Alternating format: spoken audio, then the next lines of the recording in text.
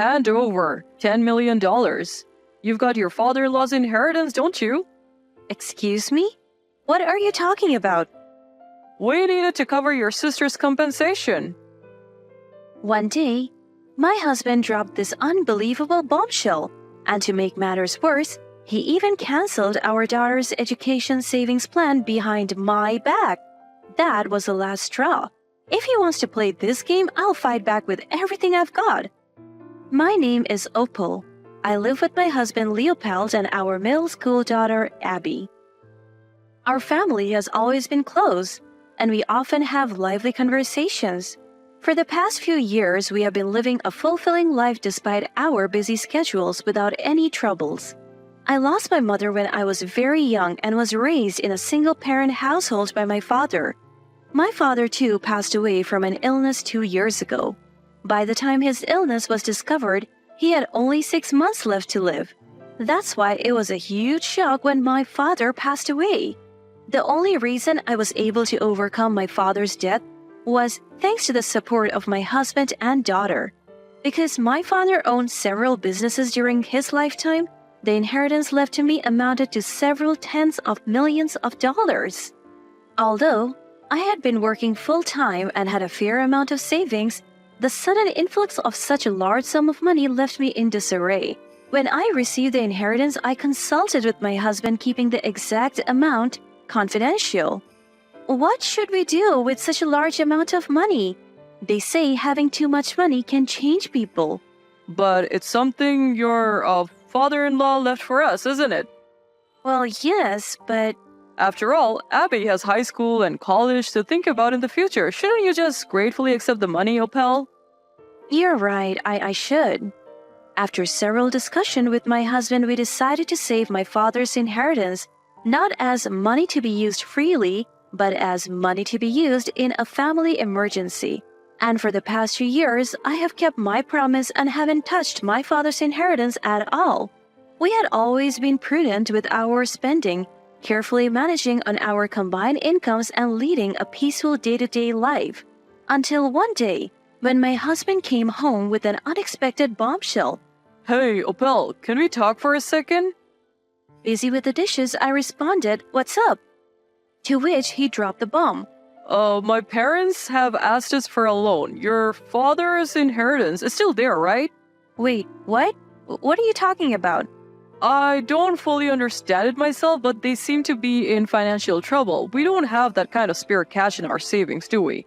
So I thought maybe from your father's inheritance?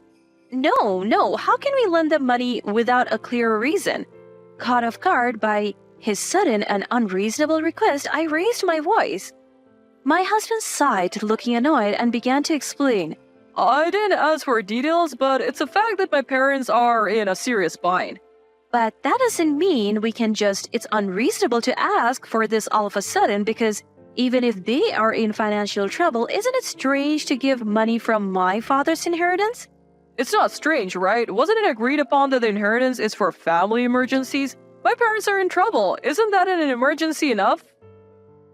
No matter what I said, he remained steadfast. A sense of disbelief and suspicion towards him grew within me. How much money was he talking about, and why from my father's inheritance? What does it mean if they need more than what's in our savings? Carrying these concerns, I hesitantly asked him, how much are we talking about here? About $10 million? Excuse me? I said $10 million. Your father's inheritance was way more than this, right? We can afford to lend it, can't we? Are you kidding me? There is no way we can lend that kind of money. It seemed that this figure was already decided between my husband and his parents, deciding on such a significant matter without any discussion with me. I couldn't describe my feelings as the rage towards my husband grew. I've already told my parents that we'll lend it to them. Against his blunt statement, I retorted as much as I could. In any case, we can't lend such a large amount. Sorry, but you have to decline. Hey, were you listening to me? I've already told my parents that we are lending them the money. Enough. Fine, I'll go and tell them no myself. With a loud shout, I headed to my in-laws' house the very next day. Facing my in-laws, I confronted them immediately. So, tell me, why do you need $10 million? It's a lot of money. Well, that's, dear. That's, darling. My in-laws exchanged glances, faltering to respond. Their vague attitude infuriated me, and I raised my voice then and there. Enough is enough. You can't even tell me what's it for? And yet you expect me to lend you $10 million? If you're not going to explain, then I'm not going to lend it, I said. Hold on a minute, pal. Calm down for a moment. Calm down? How can I possibly calm down if you're not going to talk? I'm leaving. And as I stood to leave, my mother-in-law shouted, Wait! Oh, well, the truth is, Shiloh, my daughter, has been unfaithful again, and now her husband and the other woman's wife are demanding compensation. What? What? Again? Shiloh did the same thing 4 years ago, didn't she? Yes, and now we need $10 million to pay them off. $10 million in compensation is a significant amount. What on earth is she doing? And so Shiloh, my husband's sister, had cheated once before. Leaving her child with me, she would slip away to meet other men. The first time she cheated, her parents took on the responsibility of paying the compensation, and she never had to pay a dime, and now it was happening all over again? Watching me shake with anger, my mother-in-law awkwardly continued, Pal, remember how upset you were when Shiloh cheated the first time? That's why you had my husband ask me for $10 million without giving a reason? Yes, would you be able to? I had thought I was immune to such trouble, but this was the state of my husband's family. Why did my husband and in-law spoil Shiloh so much? It was because of the circumstances of her birth. Unlike with my husband, Shiloh was born via emergency C-section after a difficult labor. After a birth that left her between life and death, and with a long-awaited baby girl in their arms, the parents were overjoyed. With a beloved little sister in their lives, my husband too adored Shiloh. With affection from her brother and parents, Shiloh grew up to be a self-centered monster with barely any moral sense. That night, I confronted my husband about the conversation with his parents, but he was nonchalant. Shiloh can't afford $10 million, neither can mom and dad. You're the only one we can turn to, pal. You get that, right? It's not about getting it. Why should I have to pay your sister's compensation? Shiloh is your sister-in-law, isn't she? Don't you want to help your family? The reason we are in this mess again is because you bailed her out the last time she cheated. Well, you inherited money from your father, right? You won't be troubled by losing $10 million. Why should I have to use my precious inheritance from my father to pay for my sister-in-law's indiscretion? Furious at my husband's attitude, I made it clear to his parents over the phone the next day. I was called heartless and inhuman, but I ignored them completely.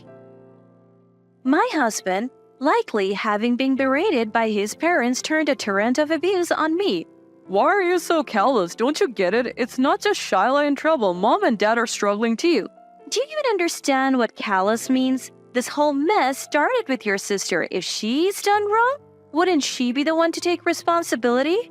That's why I'm asking you for help in the first place. You know, they say money changes people. I never thought it was true until now. You've become a despicable person. What? Despicable? Really? They're trying to pay off his sister's infidelity costs with my father's inheritance? Isn't his family the ones with a messed up way of thinking? The next day, as I got home from work, our daughter was standing at the front door, tears in her eyes. Abby, sweetheart, what happened? Dad left us. What? Seeing my face, she broke into tears. Her clothes were all rumpled, a clear sign that she had been standing at the entrance in shock for a long time. I comforted her, and slowly she regained her composure. Tell me, what happened, honey? Dad started talking about canceling my education savings plans. What? He said that? My husband doesn't know where I keep the bank cards and certificates. So while I was out, he had apparently asked our daughter where they were. She knew that I managed the finances and asked him why. Because I'm canceling the education saving plans and insurance, was his reply. Does mom know about this? It's not okay to do it without... Her knowledge, she lightly warned him, but her caution was met with a fierce backlash. Your aunt is in trouble. Even you are siding with them? If you're so cold-hearted, you're no longer my daughter. Yelling at our daughter, he stormed out of the house. I was shaking with anger. Had he realized that getting money from me was impossible and decided to dip into our daughter's education savings plan? At that moment, I decided I couldn't continue with him.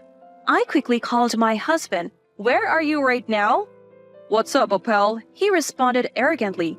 Let me make it clear. I won't be coming back unless you say you will give Shyla some of your father's inheritance. It's okay if you don't come back. Just do whatever you want, making Abby cry? It's unbelievable. You, your parents, just how much will you pamper your sister? I just tried to cancel the education savings plans. I haven't done it yet, and it's natural to help your own family when they're in trouble. Okay, fine. So as long as you're helping your family, it doesn't matter how your actions affect ours? Well, now I understand. Just do whatever you want. I hung up the phone. I explained the situation to my daughter, and together we decided to leave this house. While packing up, I was continually wrestling with my own emotions. Could we really just leave? If I got a divorce, it would also be tough on Abby. But would it be worse than staying with a man like him? As if sensing my dilemma, my daughter smiled gently at me and said, Mom, don't worry about me. In fact, I don't want to be with someone who hurts you. But if we get a divorce, you will also have to. Changing schools? That's an invaluable experience, and I also despise Dad after today. I can't believe he tried to unilaterally cancel my education savings plans. Abby, thank you. No, thank you, Mom, for putting up with it until now. Come on, let's get ready. My prideful husband, as I thought, wouldn't be coming home for a while. As expected, that meant we could prepare for the move smoothly, and we were able to secure the apartment we had our eyes on quickly. At the same time, I began looking for a divorce lawyer. A few days after the move, my unrepentant husband started to send me persistent emails. My sister really needs it. You have to lend it to her. The education savings plan issue, I didn't really cancel it, right? We are family. Aren't we supposed to help each other in times like these? He didn't show any signs of remorse, and his messages were nothing but self-serving excuses. I was dumbfounded. I couldn't even reply. But I knew that without doing something, nothing would be resolved. I decided to take my lawyer and head to my in-laws. As soon as we arrived, my husband and in-laws began to berate me. How dare you bring a lawyer? All you had to do was lend us the money. That's right. Your sister-in-law is in trouble. Exactly, Apel. Please lend us a little. In response to my husband's final, We're family, I replied firmly, Family? No. We're getting a divorce, so we're not family. Caught off guard by my declaration of divorce, my husband's face was a picture of confusion. Divorce? You're joking, right? Why would I joke about something like this? You only see me as a cash cow. Even thinking of canceling your own daughter's education savings plans and insurance? I can't possibly stay with someone like you. Wait a minute. You can't just divorce me over this. I was just trying to help my sister. Well then, why don't you help her on your own? But remember, do it by yourself. Don't rely on me. But we're family, right? We are not family anymore. Didn't you hear? Stop being so stubborn. It's because of you and people like you that my sister thinks she can do anything. If you love your sister so much, then live by licking each other's wounds for the rest of your lives. This idiotic family. With an unprecedented level of volume in my voice, I silenced my husband and the in-laws. I slammed the divorce papers onto the table and, fueled by anger, left the in-laws' house. Afterwards, with the help of my lawyer, I managed to finalize the divorce. I made sure to request child support from my ex-husband. As for the sister-in-law who caused all this, it seems she's still living her lavish lifestyle. According to my divorced ex-husband and sister-in-law, she's making sure to collect both the compensation and child support payments in full every month. Of course, my sister-in-law couldn't possibly cover all the costs herself. I hear she's working in bars and nightclubs now. Her appearance is ragged and her hair is mottled mess of colors. She can't afford new clothes or even the luxury of dyeing her hair. It seems like she's just scrapping by every month. On top of that, her lover discarded her pretty quickly, and now she's relying on her parents' help, living in their house feeling embarrassed. Cheating doesn't just leave you with nothing, it puts you in the negative. I can't fathom why they don't understand that. Really, they're a hopeless family all around. Even months after the divorce, I'm still getting those romantic emails from my ex-husband. I was wrong. I realized that the most important thing to me are Opel and Abby. I want to start over. Let's create a new story as a family of three. The only one I love is Opel, so let me reclaim our love. Of course, I'm not replying to any of them. He's also been sending my daughter these creepy emails. I've told her not to reply. I kept his contact info for the child support, but he's so relentless that I'm thinking of having my lawyer handle it from now on. It seems like Abby has adapted to her new school. She talks about her friends enthusiastically every day. Seeing her like this, I can finally relax a bit. From now on, I want Abby and me to combine our strength and enjoy our happy days together.